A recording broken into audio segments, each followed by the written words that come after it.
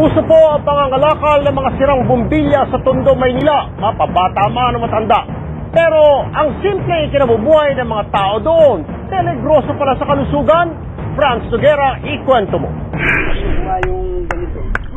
Gamit ang bato, araw-araw nagbabasag ng sirang bumbilya mula sa Pier 18 sa Tondo ang 11 taong gulang na si Jenalyn. Kinukuha niya mula sa ilaw ang aluminum na kanyang ipinagbibili. Swerte na raw kung makaipon siya kada araw ng 15 o 20 pesos, pambili ng pagkain para sa 3 kapatid. Minsan na rin daw nalagyan ng bubog ang mata niya, pero hindi niya ito ininda. Pambibili ko ng tinapay. Ang 49 anyos na si Louie, may 3 dekada nang nagbabasag ng bumbilya. Nitong nakaraang mga araw, ilan daw sa mahigit 200 mangangalakal sa kanilang grupo sa Sitio Damayan ang nakaramdam ng pagbabago sa katawan. Ang naging side effect, naging makakalimutin, mainitin ang ulo, tapos hindi ako gano'ng makatulog sa gabi.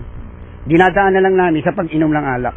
Ayon sa pag-aaral ng grupong Healthcare Without Harm at NGO na Equaste Coalition, may mataas na level ng mercury na sumisingaw sa tuwing magbabasag ng mga bumbilya ang mga mangangalakal sa Pier 18. Matindi yung exposure ng mga tao roon.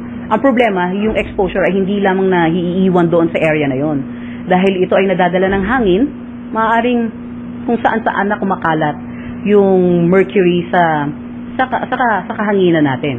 Base sa kanilang pag-aaral, nasa 100 hanggang 500 microgram per cubic meter ang nakita sa mga bumbilya.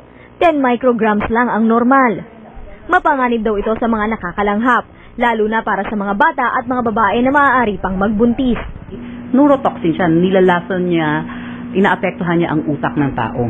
Agad ipinagbigay alam ng News 5 sa Manila Health Department ang problema. Ayon sa kanila, bukod sa masama ito sa kalusugan, labag din daw ito sa batas. Importante, masugpo yan. Unang-una ang gagawin namin, aalamin namin kung saan ang gagaling yan.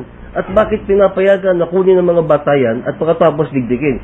Pupuntahan natin yung Sitio Damayan, ating ipatitigil. Sa ngayon, wala pang maipangako ang lokal na pamahalaan, kundi sugpuin ang gawaing ito para mapangalagaan ang kalusugan ng mga mangangalakal. Franz Noguera, News 5.